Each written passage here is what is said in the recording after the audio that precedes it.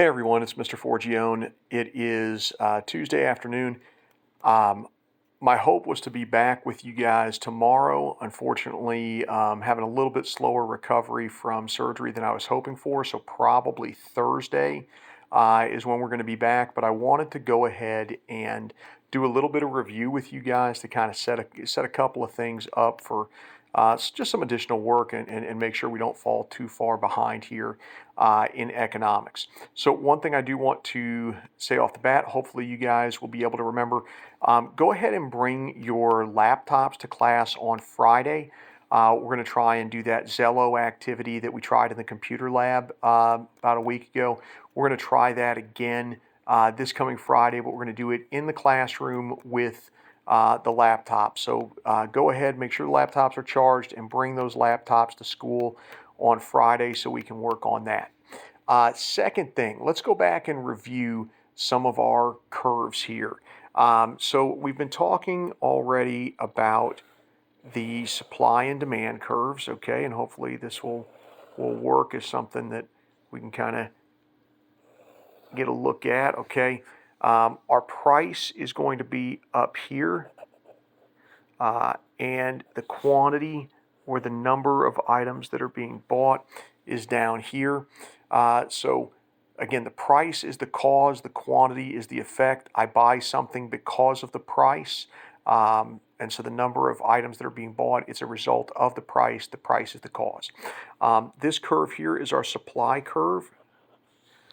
This one over here is our demand curve. The demand curve is downward sloping because as the price goes up, we're going to buy less of it. The quantity is less.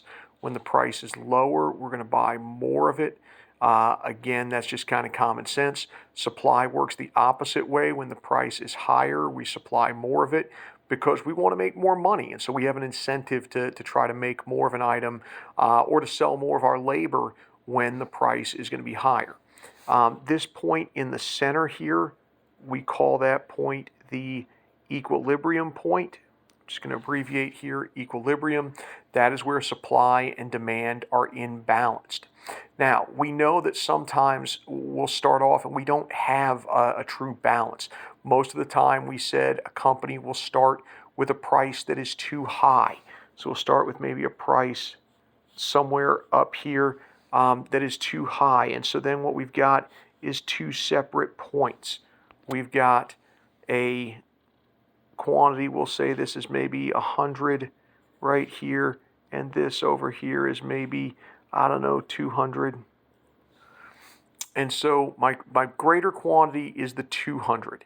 That 200 is being supplied. It's 200 that is on the supply curve. By comparison, 100, that is my smaller point, it is on the demand curve.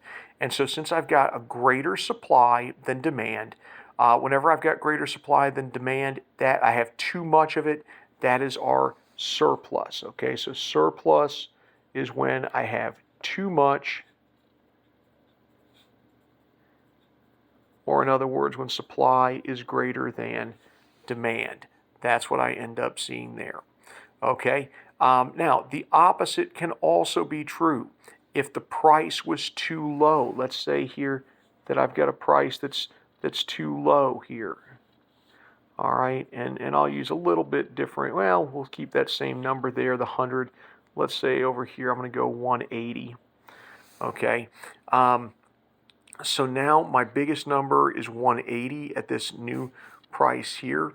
And at this lower price, the 180, that's on the demand line. So I have 180 being demanded. I only have 100 being supplied. So if demand is greater than supply, as what we have down here, when demand is greater than supply, that's saying I don't have enough of an item. Not enough or I have too little, however you want to look at it. And that's a shortage. That's just like what we talked about parking at GHS. We have a shortage of it. Now, whenever we've got a shortage, the answer typically is going to be to raise the price. We want to try to get back to that equilibrium price in the center. So whenever we've got a shortage, we want to try to raise the price. Whenever we've got a surplus, we want to try to get back to equilibrium as well. So there we want to lower the price. Just think clearance, like those DVDs we talked about at Walmart. You want to put them on clearance. You want to try to get rid of them. How do you get rid of them? You drop the price, you put them on sale. So that's kind of where we left off. Now, we also started talking a little bit about price controls, that the government can sort of come in and arbitrarily make a price. They do this through two ways. They either will put a price ceiling in place, which is a maximum price, or they'll put a price floor in place, which is a minimum price. So the price ceilings we talked about, the rent control. We talked about the New York governor candidate saying the rent is too damn high. And what we also mentioned was that it's a game of opposites. We would think a ceiling, oh, that's got to be up here, right? No, no, no. The ceiling has actually got to be down here. In order for it to actually be effective, a ceiling has to be below equilibrium. So this right here, this shortage, this can be caused actually by a price ceiling, which is again a maximum price. A ceiling is a maximum price here. So the ceiling is going to be down below. Now, usually consumers are the ones that are most happy about a ceiling. If you put a price ceiling on groceries or you put a price ceiling on gasoline, something like that, it's the buyers that are going to be happy. They're the ones that feel like, woohoo, we're making out okay here. But as we know, it's not going to be all buyers. This first group here, this 100, they're the winners. They're going to get the product at this lower price. But because we've got a shortage, we've also got people that, were getting this product before. They were getting the gas or the groceries or whatever it is. Now they're not. Now they're losing out because there's a shortage due to this price ceiling. So we haven't talked much about the opposite effect, okay? So a ceiling's a maximum. So then the opposite effect is a floor. And that price floor, that is a minimum price. And the way that we see this mostly is with minimum wage, okay? That's really where we see a price floor. I've mentioned it before back in the 1900s when I was about your age and was working at the mall. I was making minimum wage, which was $4.25 an hour at that point. When you want to raise minimum wage, when you want it to be effective, you got to put that floor up above equilibrium. If, let's say, the average wage right now was, I don't know, $13, okay, if that's the equilibrium, the average is $13. If we had somebody come in, the mayor of Gainesville comes in and says, hey, I'm going to put a minimum wage in here at $11, everyone goes, okay, cool, no one's making 11, we're all making 13. It doesn't do any good. But if Mayor Ward comes in and says, you know what, I'm going to put that floor in, we're going to put a price floor and a minimum wage up here at $16 an hour, now there's actually an impact that's being made.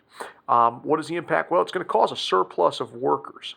Because what happens if let's say, let's say just a sake of argument here that if Fiona ends up owning a Zaxby's or running a Zaxby's, let's say, if that's her favorite fast food place and she's the manager at a Zaxby's, and she's paying all the workers the equilibrium $13 an hour. Now all at once she has to pay them $16 an hour. She can hire fewer workers. The money hasn't changed. The money coming in hasn't changed. So she's going to hire fewer workers than what she was able to hire before. It's good for those workers. They're making an extra $3 an hour, so they're very happy about this.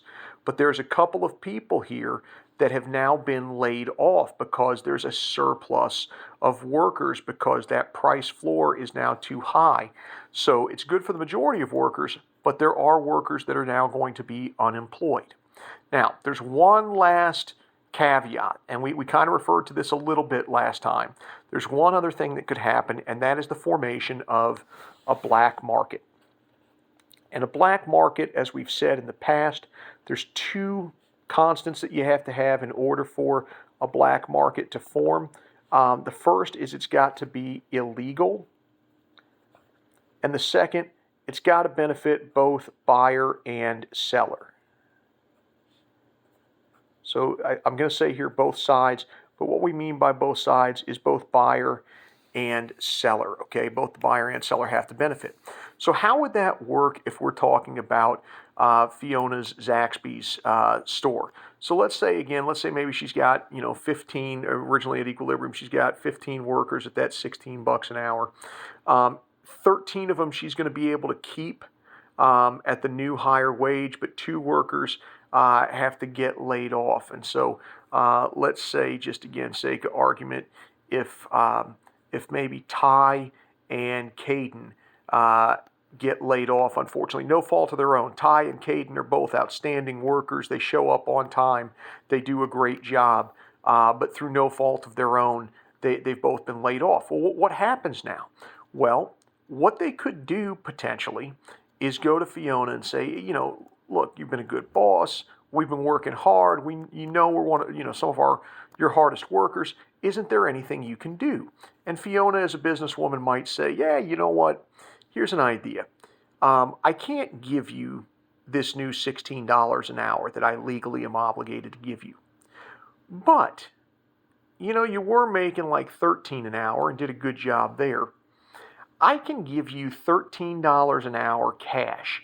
If you still show up on Friday or Saturday, come in, just don't clock in, okay? But come on in, work the shift, and then at the end of the shift, I will give you $13 an hour, and I will give it to you in cash. This is called being paid under the table. Now, we think about, that's funny, but that doesn't happen. That happens all the time. Okay, I've literally had this in the past where I've been giving this lesson and had students that said, oh yeah, that's like my job at, such and such, where they pay me under the table.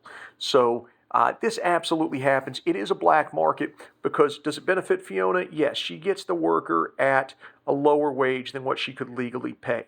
Does it benefit Ty and Caden? Yes, because not only do they get to keep their job, they're getting paid what they were before, but they're getting it paid in cash, which means their take home is higher because they're not paying taxes on any of it. So black markets are absolutely a thing. It happens. Gainesville, especially with all of the high school and college employment in Gainesville, we do see this fairly significantly. So again, we're gonna go back. We'll do some more review on this. I do have some practice for you on this, but just as a couple of reminders, here floors are minimums, ceilings are maximums. Ceilings have to be set below equilibrium where they will cause a shortage. Floors have to be set above equilibrium where they will cause a surplus. Guys, thanks for your patience. Hope you're all doing well, and I hope to see you all soon.